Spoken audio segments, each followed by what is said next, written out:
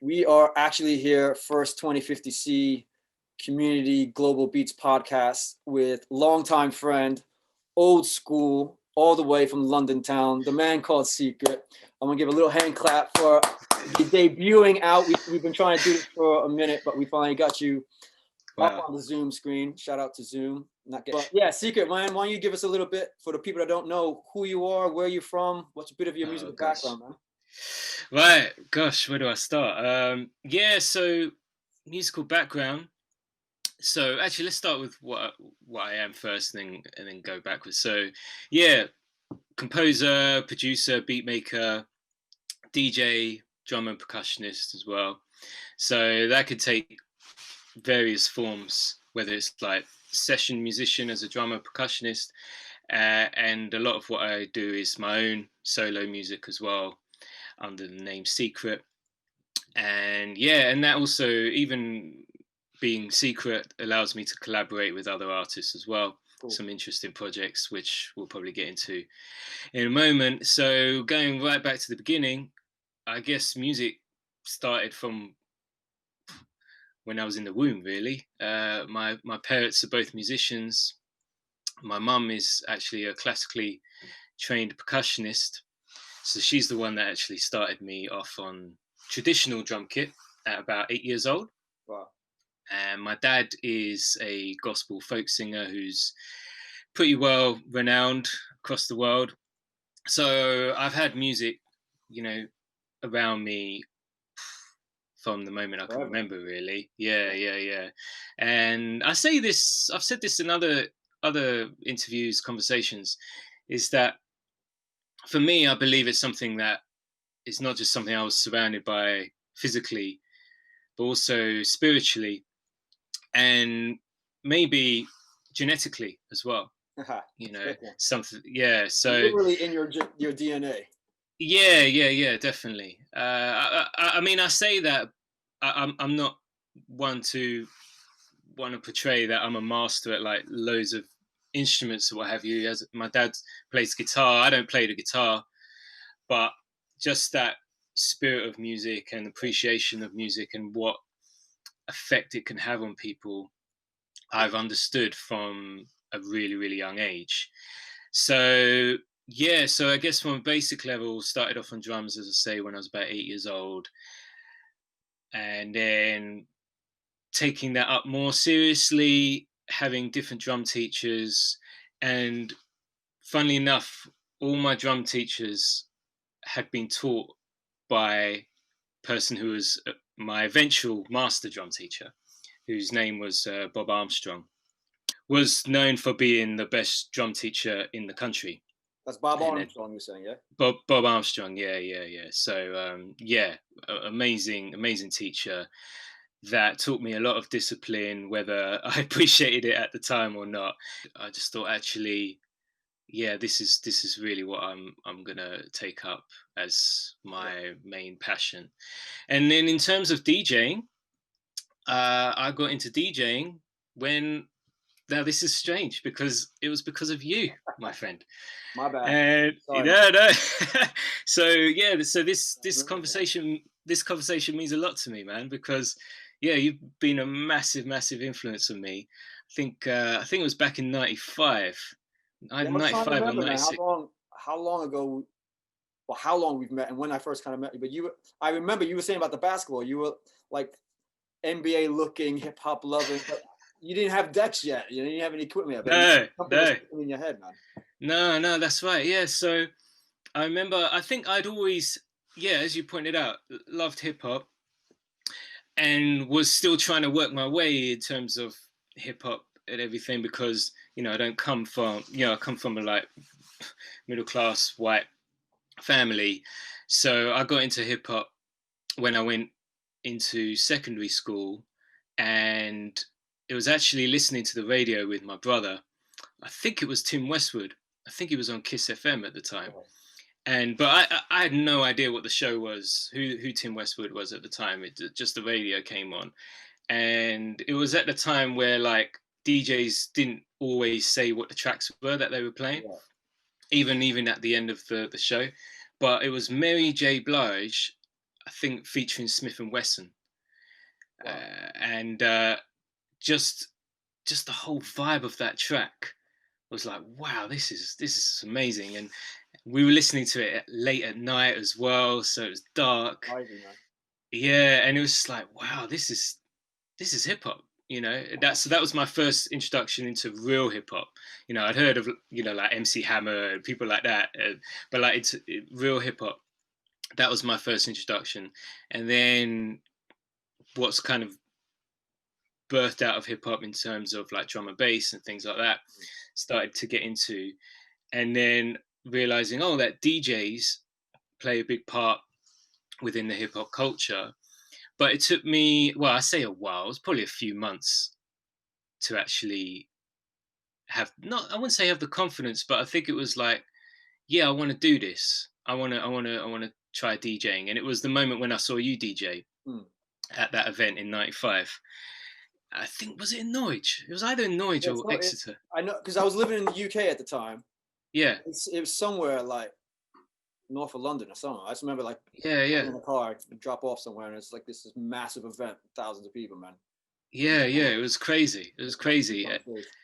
Yeah, and there was a lot of young people, like from like 12 to like mid-20s, and a real great expression. Lots of people like skateboarding and graffiti was going on at that event.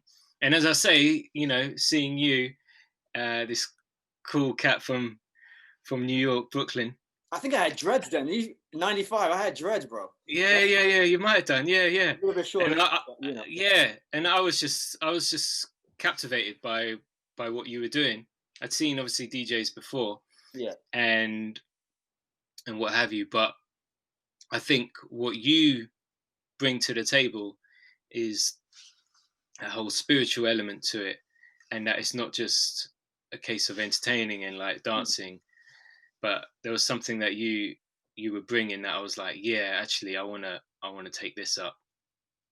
So yeah, and then that summer got my first pair of decks. It was, yeah, dope, man. Yeah. But what was weird is like, I remember coming back from that event and I was like, yeah, I want some decks, And then suddenly you see adverts everywhere of like DJs and decks and like TV adverts. You're like, man, I just want a pair of decks. So that was really, So when you pretty much, you got through the DJing. Do you remember when you first started producing? Because I think at some point I remember you had like a little sampler or something, and you were trying to hook up. Yeah. So was it a jump from DJing to already starting to make as a creator versus just playing someone else's stuff? Yeah, I think this was the thing. Like this, oh man, you're bringing it back to me now. So I had a sampler that I shared with my brother, and shout out to the big brother. Yeah, shout out to Wilderthorne. And we were, I think, so once I started collecting vinyls, particularly drum and bass vinyls, you were seeing lots of producers or composers that would DJ something, whether it's like DJ Crust or what have you, and also other DJs like Ronnie Size. So you'd see the credits as DJ something.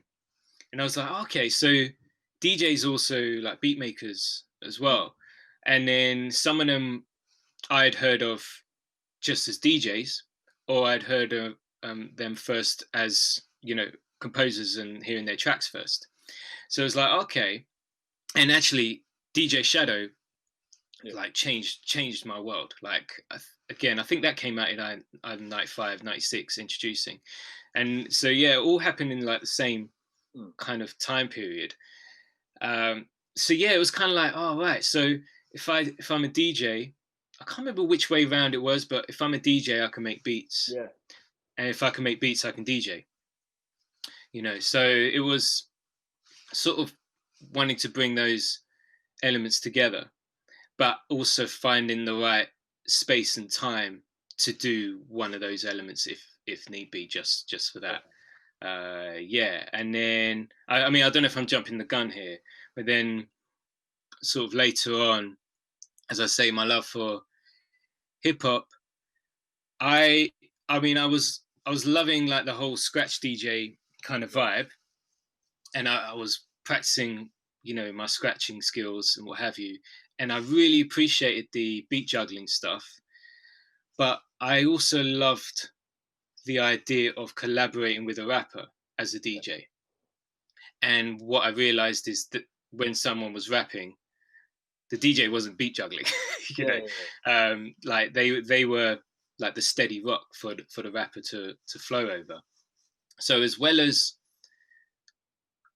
crafting my scratching skills, it was finding the right beats and mixing the beats and the timing of when you switch beats so that the rapper can feel comfortable and flow over it. So at the time, I remember thinking, oh, it would be so cool to just like find one rapper that I can just collaborate with that is super dope and has similar mindset and it stands for something.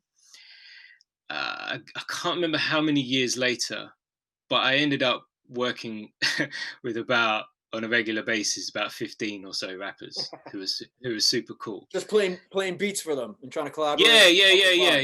Yeah. And then like on different level as a DJ and also as a producer as well. So there was one particular event, I think it was in 2001, September time. It was an event in Birmingham called Cypher. And I'd been brought to this event by some friends of mine who'd gone the year before, and they were like, you need to come down and check these guys out, because it was these rappers were on a spiritual tip and very positive minded, so it wasn't just any old kind of event, it was a really, really good vibe. Yeah, totally. So I went along, and no one knew me or anything, but I was told to bring, like my friends just told me, just bring some records down, because so people, it was, the idea of it was like a whole day of rappers just ciphering and DJs getting on, and there was like break dancers. So I'm someone that is about timing, right? And I like to sort of check out the scene first and see what's going on, and then and then time things right. So the day started off early, and then I was noticing, man, like there's a whole mixture of people. There was like people that were sick MCs, and then there was like amateurs, So you're like, you could start to feel like, they're heavy, okay. But one thing I noticed was like there was a few really, really top scratch DJs who were just scratching, like, I mean, say they were DJing for like half an hour, all they were doing was scratching. And it's cool.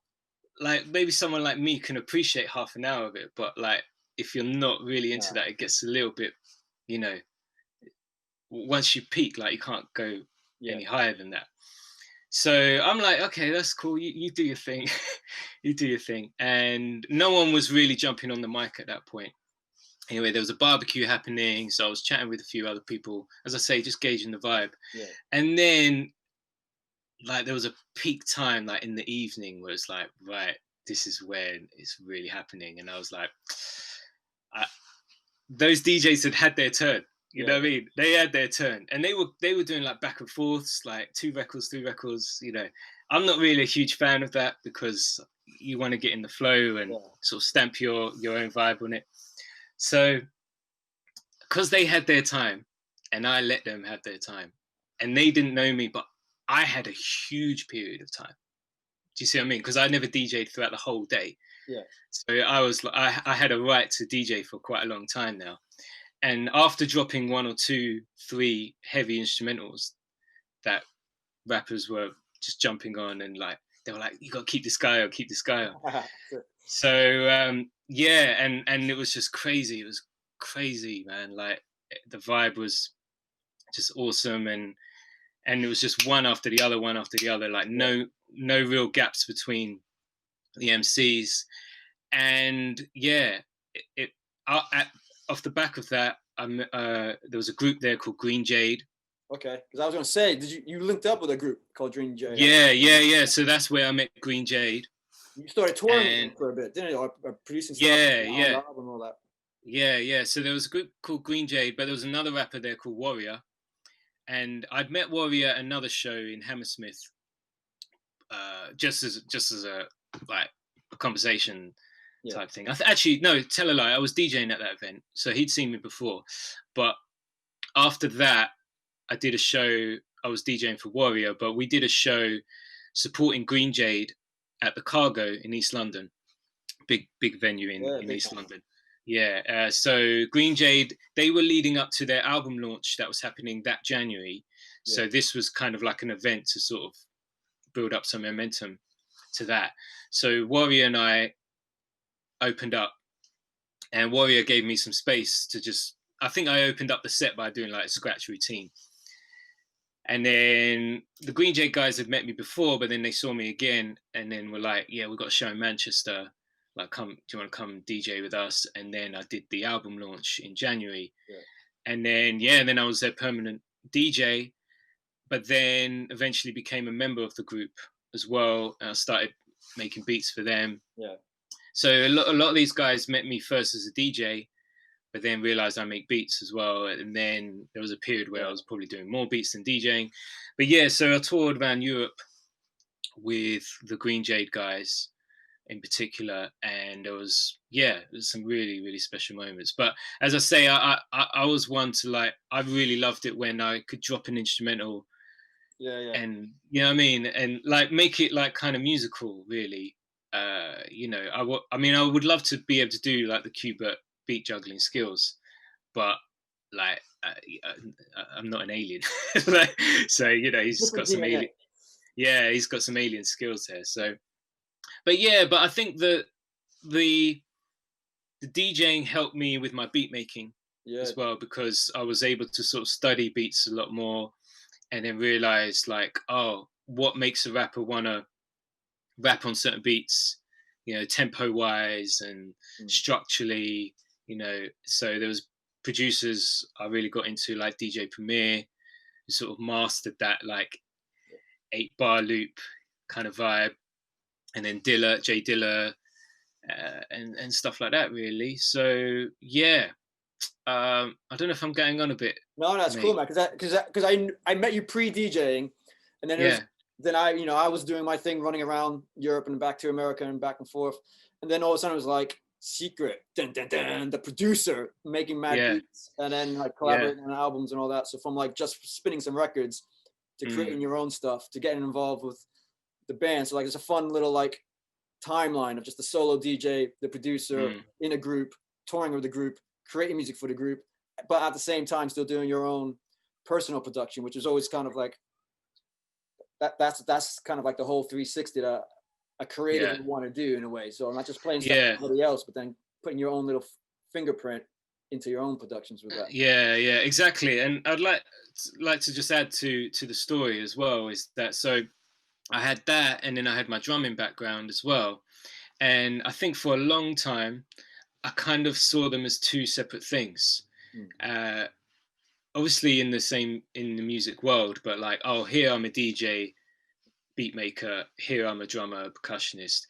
But it was when I saw like the Roots, when I came across their Things Fall Apart album, and then listening to other albums like Common, like Water for Chocolate album, and thinking, actually, there is a way I can bring my drumming into my beat making world. And then it took some time because of resources and wanting to get that live drumming sound. Because if you want using live drums, like I like to use it well, and do it properly. So, but I feel now I've come to that place where if you hear my music now, it's like most of, if not all of it, is all live drums, all me playing the drums myself, and bringing other authentic percussive instruments, and bringing some electronic sounds into it as well. So so it's interesting to say about the 360 element, Saying that you brought it up because maybe some of it's your family musical background and travels, but a lot of your stuff, I even seen some of your live videos, you're playing tablas, you're playing other other cultural percussive instruments, not just straight Western drums, if that makes sense. Like, yeah. where's that influence come from? Like, Asian, Middle Eastern, African vibes of beat, Yeah. and but also you're playing these instruments real time and like skilled, not just like and that's it. You sample it, but you're actually playing, doing sessions in other instruments other than straight drums. Like, how's that? Yeah. How did you get into that? Yeah. Wow. Wow. Oh gosh. Well, yeah. So I guess with my parents being musicians, my dad in particular, in my, when I was like toddler Yeah, age, was traveling a lot, to countries in Africa, and I eventually toured with him in Asia cool. as his drummer. So there was always other sort of instruments from other countries around the house. Yeah, So whether it's like a djembe or a didgeridoo yeah, or all sorts of stuff, and instruments from India as well. And again, sort of with the interest in drum and bass, I came across an artist called Talvin Singh, yeah. Heavy. who was just like the master and the pioneer of fusing Indian classical sounds with electronic music such as drum and bass. So I loved his OK album, which won a Mercury Prize. I think it was back in '99. That was, and so that sound was kind of there for me to appreciate. And then when I went to India, I think I was 18 at the time when I went to India, sort of front row seat in terms of embracing these sounds and cultures, Cool. But it wasn't till later, a lot longer, that I started to play the tabla. And interestingly enough, it was when I saw Talvin Singh perform in, I think it was Queen Elizabeth Hall, Royal Festival Hall Is that in London for all our in London. people watching? Yeah, yeah. So a big venue in London. I Yeah. saw Talvin Singh perform with a sitarist called Naladri Kumar. And after that, I was like, yeah, I want to learn the tabla. But the thing is with the tabla is that it's an extremely, to say the least, complex instrument. And these people that are amazing, phenomenal players have been playing since like they were practically born or like 4 years old. So, and I was, I can't remember, late 20s, 27, 28 at the time. So it was like, oh, is it too late for me, to pick it up? Yeah.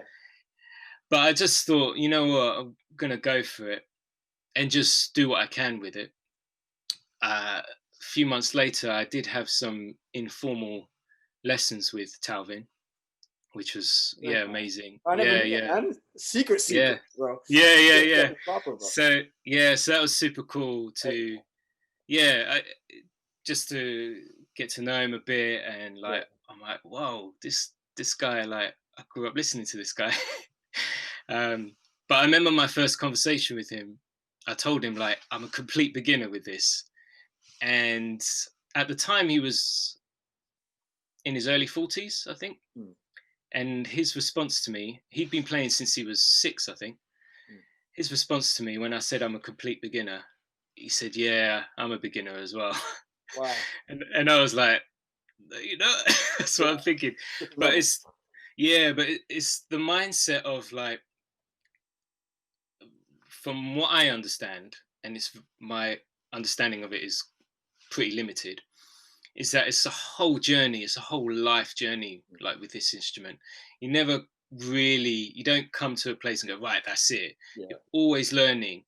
And that is a principle worldwide, that we're always learning.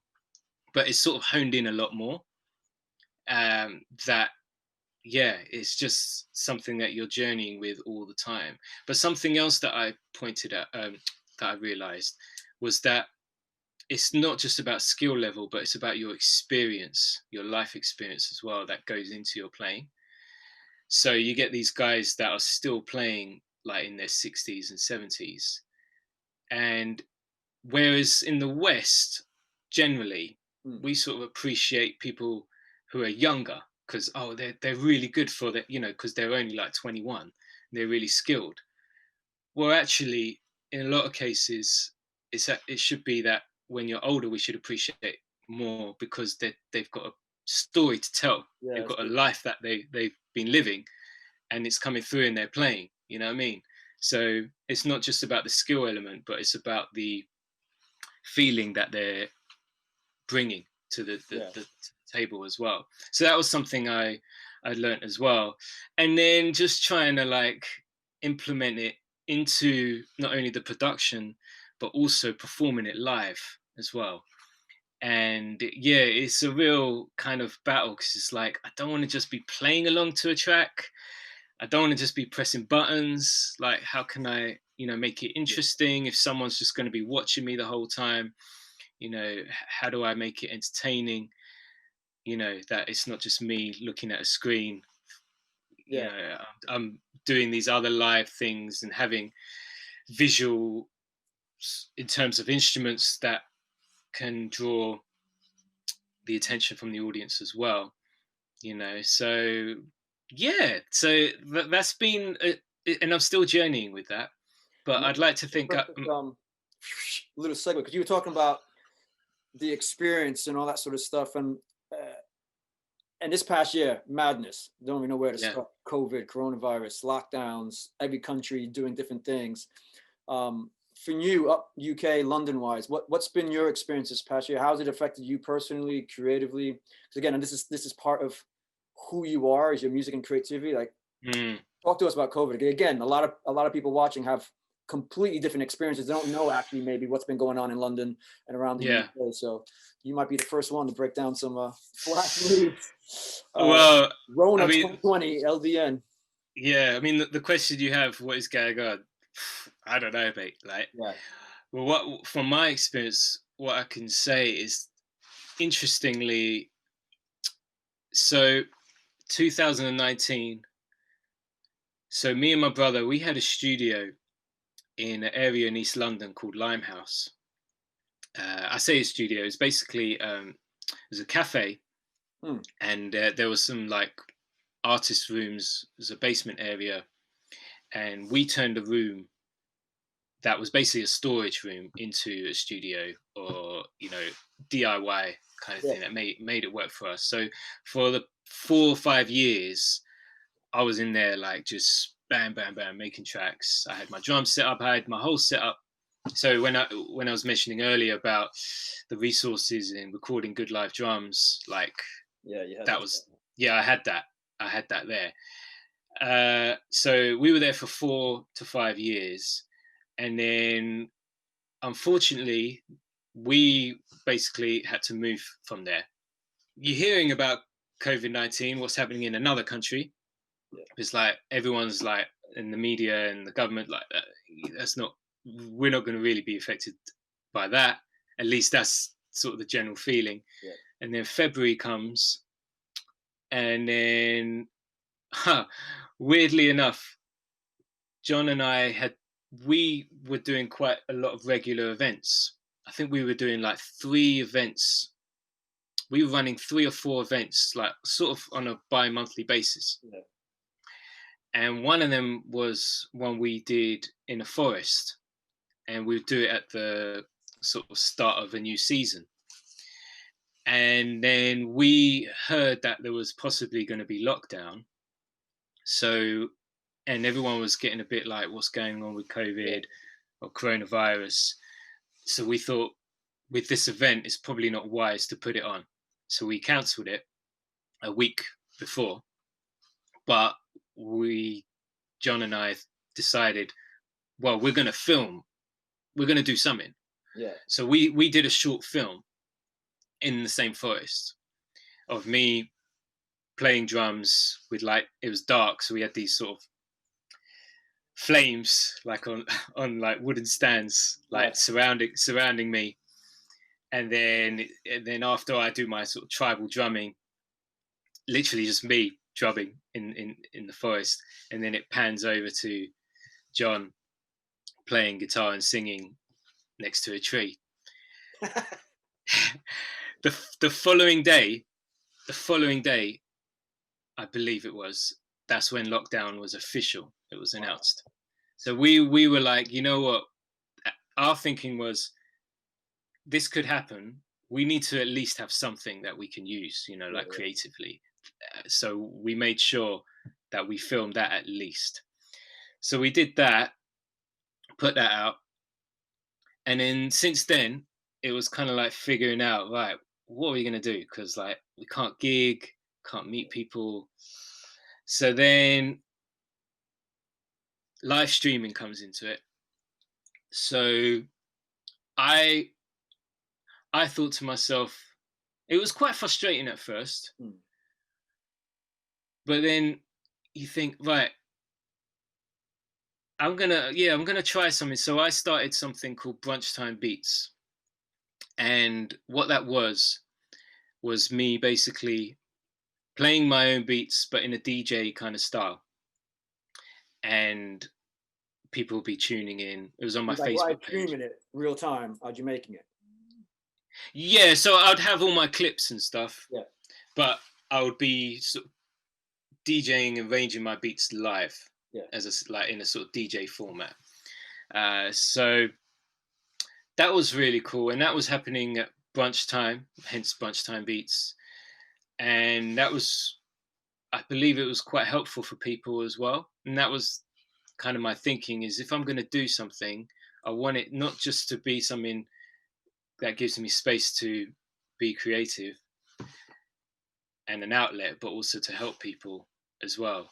Yeah. And I felt brunch time was a kind of cool time to do it at the time, because people were at home, or if working from home or with the kids and homeschooling kids, and so something that you could have on definitely in the background. Because I didn't want to have something that was like you have to sit there and watch me all the time, and be like a performance in that sense. But you could have it on and do other things, but yet still be entertained. So I did that for 10 weeks, weekly. Wow. 10 weeks. And that was kind of cool as well, because I would create new beats each week as well, because I didn't want to play the same thing every week. Yeah. So each time I would prepare for it, I'd end up coming up with maybe 2 or 3 beats each week that have now sort of turned into full tracks.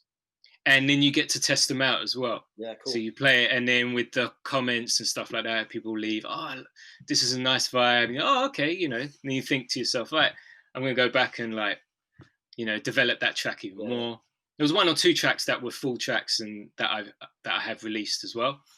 But on the main, there were maybe just like ideas that I was punching in and out. So I started doing that.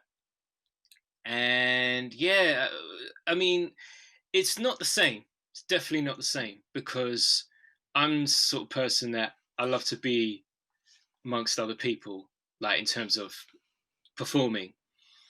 And it can be quite frustrating when you're solely reliant on online response. So when you're performing, and this as well, like when you're performing in front of people, regardless of whether they verbally say anything or not, you get the vibe whether they're feeling it or not. You know what I mean? Like whether they're dancing, there's just an energy that you're like, you know what, that was a good show. Like you felt something. And then the nature of the shows that John and I were running, we would always give space afterwards to be normal people and actually chat with people, and build relationships with people. And they would say like, oh, that was amazing, like I had spiritual experience or whatever, so you would take that away. Whereas when you do stuff online, it's like, unless people are commenting madly, you don't know. Yeah. So you're like, am I just wasting my time? Like putting this out, putting this content out, doing this live stream, it can be potentially a little bit soul destroying, if you're not getting that instant response. But I think it's having to hold on to the not everyone that views something comments. Do you know what I mean? So it's like they still might really like it. Yeah. You know what I mean? So that's what I try and hold on to. It's like, just because they haven't commented or liked it doesn't mean they they don't like it. Yeah, no, I know what you mean. So And that's a yeah, hard yeah, balance when you don't have that feedback, like you're saying. You're just in yeah, the virtual world, hoping yeah, someone's feeling with it. Did yeah, you? yeah, yeah. Is that where the Sekrit podcast came from? So you were doing the brunch time beats or beats at brunch time, Brunch time beats. brunch time beats. Then you jumped onto. I'll let you go into that without. Yeah, yeah, yeah. So yeah, so as I say, brunch time beats was like just me, and then I was thinking, yeah, it'd be cool to do something with other people that involved other people, and I thought podcast was a good start to that. So the podcast is called Sekrit Podcast, the Sekrit Podcast, and yeah, the aim of it as well is not just about talking with the individual about their career and what have you, but also for them to share. We talk about particular topics that are on their heart and that they're passionate about. Yeah, yeah, that's been real fun to do. And what just kind of started off as like, oh, let's do one or two, Yeah. is now turned into quite a few episodes now. That's something you're hoping to carry into through the new year? Yeah, definitely. 2021. Yeah, yeah, yeah. Yeah, yeah, yeah, definitely. Yeah. So do you see yourself kind of moving more in that way? Because obviously right now, at least, gigs and performing live and from the DJ point of view, it's all very kind of weird right now, at least in the UK. But this creative content creator podcast sort of stuff, that, like you're saying, you can do that from wherever you are. There's no, whatever restrictions are, it's not going to affect you streaming live somewhere. So is that something you're keeping through those podcasts? Yeah, yeah, yeah. I think so, for my sanity as well, really. Yeah, good mental health, man. Yeah, yeah. You know, I'm at a stage now where I'm really sort of wanting to bring almost like another concept of what really matters, you know, and what is really impactful, because we so can get trapped in the numbers game. Yeah. You know, and like, oh, X amount of streams, oh, that, you know, their music matters more because they got more followers, they got more. It's like, well, I don't know. I don't know really. Yeah, you know what I mean? So like, yeah, so that's kind of, you know, still working it out. But yeah, overall, that's really where my inspiration is. It's got to come from something bigger than you and I. And on that note, it's cool, amazingly cool, man, to have you involved with 2050C, the whole community as we were trying to build. Got your Mixcloud mix up, setting it off. Thank you again very much. No problem. We're doing this global series, so like London, first place being here in the UK. And of course, we had to get Sekrit's little thumbprint, hip hop, grown and smooth and vibey and funky onto it, and that's doing quite well. So, you know that, and I know you're always up for collaboration, man. So hopefully, this just inspires and opens up new networks. Like you said, we're kind of resurrects maybe some old ones in the same way too. A lot of creatives sitting around wanting to do something and just feeling a bit lost. So hopefully, this is like, it's been amazing, Dan.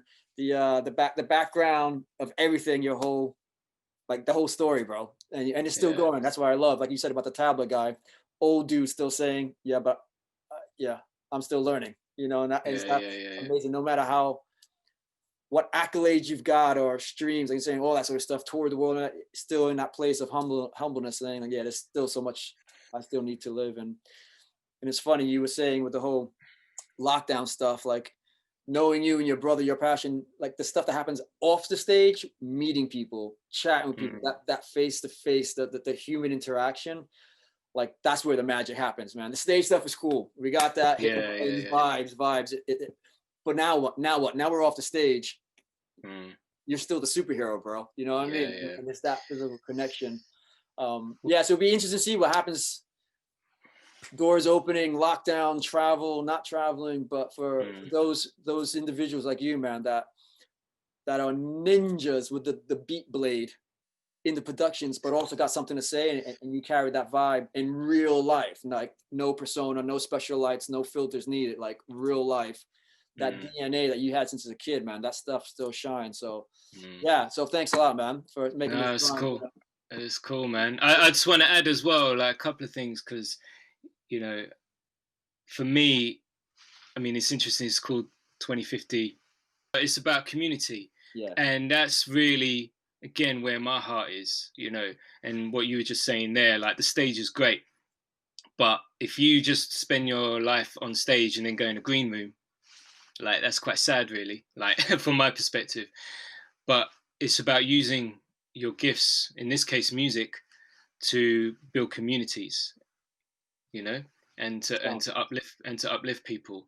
So that's really something I'm particularly passionate about. But also the second thing I wanted to add is you're talking about, you know, you're bigging me up, but like I just want to say how big a part you've played, you know, in my creative role. You know, as I say, like seeing you DJ, you know, pretty much changed my life right there, you know. So because it took it further than just, as I said before, than just about entertaining and making people dance, but it's about using, in this case, in your case, DJing, bringing people into a spiritual experience, which at that point I hadn't seen anyone do before.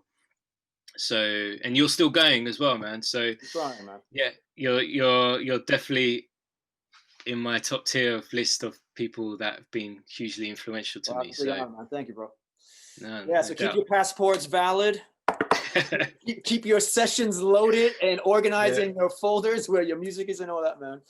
But yeah, but we would love to see where this goes, man. It's a crazy journey, the ups and downs and all that. But like you said, the community thing, man, that's kind of the heart, is that we're able to, like, what do you call those like mountain climbing little rings, D rings or something like that? That everyone feels connected. Like, yes, the winds are coming, bro. Like, storms are everywhere. Like, sunshine, but then it's cloud. But if we're feeling connected into each other, man, and to something like you're saying, like around us, bigger than us, whatever you want to call it, then at least we know we're gonna get through it. We don't know what, but the option to get through is automatic, because we're linked in and supported with each other, and everyone's kind of looking out for each other. And like you're saying, you got a mad network of people just around you, man, and people you have been involved with and all that. So it's cool that the creatives can find their space that doesn't have to do about numbers and algorithms and filters and the hottest cute, like real life Tuesday morning, how you doing sort of vibes. But feeling clipped in to each other regardless, man. So salute to you, Sekrit. We're checking this mix, the Mixcloud mix. Like I said, in the description when this video goes live, we'll flood out all your socials, man. So hopefully people start hollering and checking into the stuff you're doing. But again, appreciate all your time, man. No doubt. Thank you so much. We look forward to what's going on next, man. Definitely. Thanks, man.